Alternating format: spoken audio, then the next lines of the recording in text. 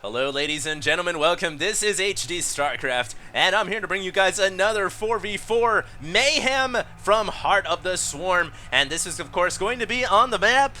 I have no idea what map this is, so it is going to be on some random map that HD doesn't know the name to. Unfortunately, he doesn't play enough team games, so shame on him, shame on him, shame on you, Zergmaster. But Zergmaster, you are going to be the red Terran player at the 6 o'clock position of the map. Just over yonder to the right, we do have your teammate. It is going to be Gino now, and so HD is kind of one of those kids in school who he was the team captain, and then he decided, hey, I want the coolest kid in class to be on his team for the next game so that I have the best chance to win. So I did take Gino on my side, realizing his Nidus Worm capabilities. And just over to the top left, we have the Korean as well. So we're combining all our forces here, and our forces combined will have a Korean team on our side. And now over just to the top right, we have LTD Sun.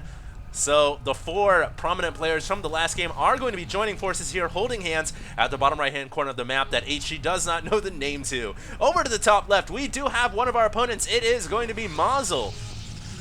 Mazel tov, Mazel. And just to the top, we do have Rockete. He's going to be the pink Zerg player. And just to the north of him, we have Kill.com. And he is going to be the blue Terran player over here. Not sure if he's trying to do a little social plug here, but maybe you could check out Kill.com and tell me what that's all about. And just over to the right, we've got a pretty sick name for a Protoss player. His name is Genesis Brood. And I wonder how you do those symbols. That's actually really, really cool. I didn't know you could do that in StarCraft 2. We have a quick expand coming out right now from Rocket, as well as a quick expand coming out from Gino. No surprises there. I mean, it's a big map, and even though it's a 4v4, whenever you have a Zerg player on your team, don't expect him to help you out at all in the beginning of a game, because Zergs are just totally worthless in team games. Zergmaster here says he's going to do a little bit of aggression first. He's got a second Rax coming right now, but he's got a little bit of a problem right now because there's a drone bothering his SCVs under constructing the barracks, so he will call on the assist of another SCV and hopefully not lose a worker here. And that would be pretty bad if he does. He's trying to micro his SCVs away right now. Let's see if he has the pro micro. Let's see if he's got the magic stick right here, pulling both SCVs, trying to get that drone out of the way. And oh my god, it looks like my Marine comes out just in time. And Zergmaster showing that he's the master of Zerg and won't die to an initial drone. There's no way that's happening. Meanwhile, Gino got the hatchery coming. Got a spawning pool and an extractor back at home. Barracks for Dan Jimwan Kim, and it looks like he's got a 2 racks to follow up with my 2 racks. So both of us are going to have some 2 racks play here. Of course, on this map, you do have 2 choke points leading into your team's bases. So if you can cover these 2 chokes with a racks wall or a racks gateway wall or whatever kind of wall you want to do, it is always beneficial for your team. There is one thing to note though: destructible rocks that are in the way to assisting your teammates. And if you want to help out your teammates, it's prudent that you destroy these rocks, as you guys will find out in the next couple of minutes, because we totally forgot to destroy those rocks. There is a Mothership Core coming in the meantime, along with a Zealot, and Mazel coming in with a pretty aggressive maneuver here. And of course, the Mothership Core, it's not the damage, I mean, it does decent damage to this portion of the game, but it's also the health and the movement speed, and that's actually pretty problematic, because I decided to get greedy to chase down this Zealot. And unfortunately, a Zealot will never be chased down by a Marine, even without Zealot legs, and so that Marine is sentenced to death. And it is going to go down. Now, this is starting to get a little dicey because I really did not have enough forces at the front door here to handle this type of aggression. And we'll see if Gino is going to go ahead and back us up, because, of course, there is destructible rocks here, meaning our teammates can't help us through the normal pathway. And so we could see MC on the way red. Not too sure what MC means, but just send something, my goodness. And here more Marines coming out of the Raxes. Oh, there we go. We got some Reapers coming out here. Those are always going to be nice and handy if the Reapers can back it up. Of course, 2 SCVs are pairing this Rax wall to keep it alive. That Mothership Core flirting with death, though, and I'm trying to actually micro with the Marines to take it out. Another Mothership Core coming out from LTD Sun, and it's a Mothership Core battle, but the Mothership Core does not have an aerial attack. It only has a ground-based attack, so this is actually, it is pretty handy to have. I'm not gonna lie, that's nice, because it'll be able to push away the ground troops, and now I'll just have to rely solely on my Marines and Gino's Queens on the north side to back us up. Meanwhile, on the other side of the map, a lot of Marines from Kill.com coming in through the front door, taking out the pylon, powering everything. 2 gateways going down along with a cybernetic score, researching warp gate. That is a ton of Marines, and will the quickly repairing Reapers. Now, the new Heart of the Swarm Reapers be enough to take out this many Marines. It looks like it will, but there are Stalkers here as well from Genesis Brood, who has also pulled his Mothership Core down to the south-hand side. Genesis Brood also expanding while being aggressive, signature hallmark of any good StarCraft 2 player. Meanwhile, on the ground, we are making a push to push the opponents back home. Mazel does have a Mothership Core here, though, so these Zerglings might not be able to punch a hole through, as there are Zealots in the corridor as well. Meanwhile, Genesis Brood bringing that Stalker Mothership Core army, and all of a sudden, I just come to the stark realization that the Mothership Core is an invaluable asset in team games because it comes out right away, it helps defend, it helps attack, and it's just a great thing in general for team games. So that's pretty nice, dandy, and handy. Will Dan Jimwon Kim, our resident Korean, be able to handle this threat by himself?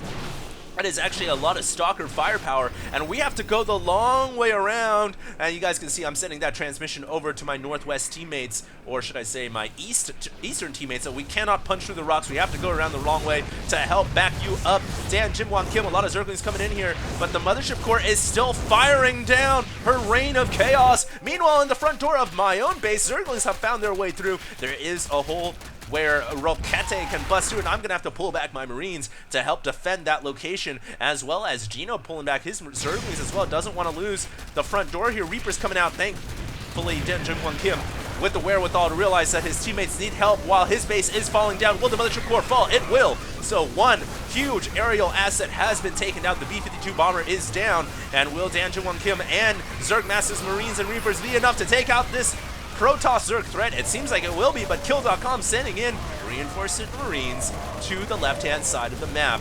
This game is all sorts of crazy right now. Will we be able to recover from the huge economic losses we've taken this game? LTD Sun dropping down to a diminishing 9 probes, and his teammate Dan Jim Wong Kim at only 14, so we do have 2 of the lowest economies on this StarCraft 2 Heart of the Swarm 4v4 Mayhem battle. So it is going to be pretty prudent for them to go ahead and recover economically as quickly as they can, find a way to implement some type of stimulus package to get their economic status back online. You know what, it might be best if we don't destroy these rocks, because I don't want an economic reunion between this poor, suffering country and our very, very powerful economies. If you guys ever do any research about North Korea and South Korea, you guys will kind of get the illusion right there. Illusion with an A, not illusion with an I. And so the rocks have gone down, and now our economies have been combined, as there is now finally an opening, a pathway for our two sides to meet up with. And now it looks like things are starting to calm down a little bit, to be quite honest. There are Gino Zerglings running around the place, man. He is so good at being aggressive in team games. My hat's off to him. And will he be able to do any serious damage here as he finds his way behind the Protoss main base? And he's going to rip through the probe line, taking out no prisoners there. Taking home no prisoners, excuse me, and taking out a bunch of probes. This is a great maneuver by him, and he's even going to get up ramp here into the Protoss natural. So Mazel taking a bit of early game damage there. In fact, a ton of early game damage, and it looks like he might decide to go for the Nexus, but the Nexus has been purified. You guys can see that's the new purifiability afforded by a nearby Mothership Core. All you have to do is just cast, click and cast, and it will give it that auto attack. The purifiability, which does a powerful long-range attack for 60 seconds, does, I believe, 20 damage at 10 range. Meanwhile, HD Zergmaster going for the Widowmine play and trying to lay down a minefield between our two bases, slowly but surely playing the slow push game with the Widowmines and trying to get them up close and personal. Rocket falling into the Admiral Akbar's trap and taking a ton of damage right there. Very nice job by those Widowmines. More Widowmines coming out of the 5 factories that are out on the field for the red Terran player. Gino right now on 2 bases himself, and we do have LTD Sun on 2 bases with Dan Jimwon Kim on 2 bases. In fact, every player on the field right now is on 2 bases, and the game seemingly has evened up just a little bit. If you guys look at the supplies right now, things look pretty close. Definitely the Yellow Protoss Genesis Brood, the most fearsome player of all on the map right now, because he has not taken any early game damage, and he is going up to a 3rd base plus the gold. That is going to be a serious threat that we will need to find a way to deal with. But for now, we are just totally fully focused on the bottom left right now, trying to keep the enemy Zerg and Protoss contained with the Widowmine fields, and of course that Mothership Core will not want to get too close because the Widowmines are equipped with an aerial attack that is a ground aerial assault. That unstable payload can not only hit ground but also air, and so land, sea, and air success there, taking out the Mothership Core because it just got a little bit too close for comfort, and the Widowmines now beginning to burrow their way into the main base, and this is one of the most fearsome things that the Terran now has in their arsenal. You never want to let Widowmines inside your base in this portion of the game, especially not when they're backed up with infestors, and especially when you don't have any way to detect these burrowed threats. And the Widowmines now have burrowed themselves into the natural of Mazel's base. Meanwhile, Dan Jim Wang Kim, emboldened by our subterranean attack, will now send a Terran force through our success behind us, and Mazel is forced to leave the game. So one Protoss has been eliminated from this matchup, but that doesn't mean the threat is over yet, because of course Genesis Brood is on that third base plus gold, and that is a lot of Marines coming out from Kill.com. Staying true to his online website, is going to be sending out a ton of Marines here, and this could be a serious threat. We'll see what we can do here. Will he actually end up running into the minefield that I've got laid all over the place? As Zergmaster got a couple of mines up here to the left. Got, of course, mines chilling over here at this expansion. It would be nice for me to go ahead and move those into position. Got more Widow Mines coming up from my base and going to try to burrow them down. And, of course, Roquette running away at the very last second, but he's going to end up running into the mines and take some superficial damage there, but nothing too serious. That is entirely cosmetic. And now Zergmaster trying to get closer with the mines, but Kill.com with an intelligent comm set is going to be able to take that out, and that's very smart right now. He definitely doesn't want to lose. The enemy team right now has already lost one of their players on the left-hand side of the map. They need to maintain a borderline here. They need to maintain border patrol on the left-hand side unless they want to get some type of attack through the left-hand side. They don't want to let us punch through, so they're trying to hold down the left-hand side of the map as much as possible. In the meantime, also have to be able to back themselves at the top right, and actually they're doing a pretty good job at that as LTD Sun sends in his Stalkers, but there's way too many Colossus here, and that's actually going to force our Korean to lift off one of his command centers. But we have found a way to punch through with the use of medevac support, and if we can't punch through on the ground, then we'll come through on the air, and Roquette is forced to GG. So another player down there from the enemy team. Great job so far as we are slowly making our way through the left-hand side of the map and punching through whatever remains. Of course, Kill.com and Genesis Brutes still have pretty large armies. In fact, they are going through the top right and finishing off LTD Sun's base, and he is going to lose his main. And that is not good, because we might just end up going into some type of crazy base race wars here, as both these massive Protoss and Terran armies, I would imagine they're pretty close to max. Let's just take a look here. Zergmaster at 145 supply, but you guys can see that the yellow and the blue player are both at 158, 121, so they are a pretty high-sized armies here, making a threatening push into the soft underbelly of our right-hand bases. And will we be able to win this base race war is the next question. We're slowly making our way up with the Widow Mines, with the tanks, the Swarm Host, and honestly, when it comes into a situation like this, it's all about speed. You want to be quick, you want to be as fast as possible, but at the same time, you also want to try to muster up some type of army to help defend this constant attack, and there is where Fungal Growth can help out so much, just taking out huge packs of Marines. And man, the Infestor is so underrated, but so good. And taking out a huge pack of Marines, and then another brilliant Fungal Growth, a second Fungal Growth to finish off those Marines, and those Marines are done for. There's no hope for those guys.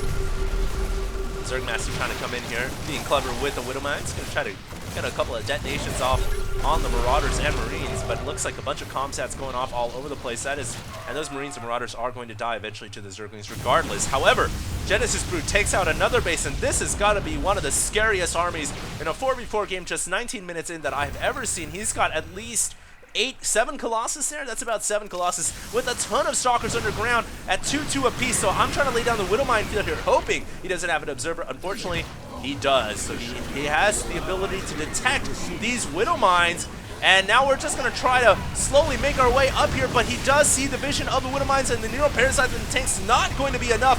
Way too many Colossus here, just shredding through the mine and tank field. And Protoss Imba, that's all I've got to say about that. Meanwhile, on the top left-hand side, Dan Jimwon Kim punching through Kill.com's second base, and that is going to go down. But Genesis hasn't given up yet, man. He is just sitting strong and pretty on those 3 bases, constantly producing a stream of Stalker and Colossi, and will be able to actually clean, wow, just a complete surround from both sides, forcing our Terran Korean general to retreat through the use of his medevacs, and he is out of there, but he did lose a significant portion of his troops. It's okay though, there are Widow Mines just kind of hanging around on these bases, so if an SCV tries to come and construct another base, that will get taken out. And now it seemingly has gone down to a 1 versus 2 in a brilliant, almost comeback maneuver. Genesis Brood and his teammate, Kill.com, were able to take out both of our teammates on the top right, and now it's just going to go down to a 2 versus 1. Of course, the scary thing is this Protoss army is very well equipped to deal with a Widow Mine tank army. Unfortunately, he's got an observer, and there's not much I can do about that. We'll see if I can get a couple of lucky detonations here, but it's highly unlikely with the Colossus having such a massive range with their Thermal Lance upgrade. And yeah, those tanks are completely surrounded and banged on all sides. Those tanks are going to go down, and the Widow Mines are now in full retreat. Gotta try to save in these type of scrappy situations. You've got to try to save whatever forces you can. You never want to just let things go down. And I know that's a little hypocritical of me because I just lost all of my tanks. But if you can salvage any remaining troops, that's always nice, because you want to gather everything together, rendezvous, find a rendezvous point, remuster your army, and try to go for one last defensive attempt, because this is a scary maxed out Protoss army at 199 supply. And if you do not have a massive ball of forces, then you could be in a lot of trouble. This is going to come down to Gino and me combining our efforts to take out this Protoss death ball, which is now starting to attack over to my natural expansion. And of course, I'm just going to try to hold off the line for as long as possible. Still have 2 bases here on the left-hand side, so I'll be able to get some mining done. Meanwhile, on the right, it looks like Dan Jimwon Kim is still not entirely out of the game yet. It's going to go for a drop play. Very beautiful play from Dan, and he will be able to disrupt mining here from Genesis Brood, at the very least keep him from getting that 4th base, which is absolutely oh so crucial.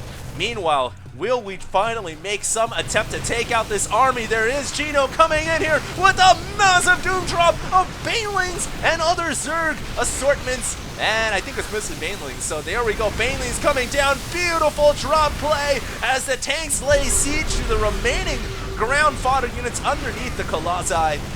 And that will be enough, just seems barely enough, to take out the Colossus attack. Yes, I think it will be. Goodbye, Observer. That was always so annoying. So finally, the Observer does go down, and my Widow Mines can do what they wanted to do. But at this point, most of the Protoss army has fallen. And the Protoss is going to lose this gold expansion as well. Is this going to be GG? Or will they be able to mount some type of epic return? It looks like there was an SCV that tried to create a command center here, but 2 Widow Mines did their job preventing that CC from ever coming up. Another SCV coming in, but that will die.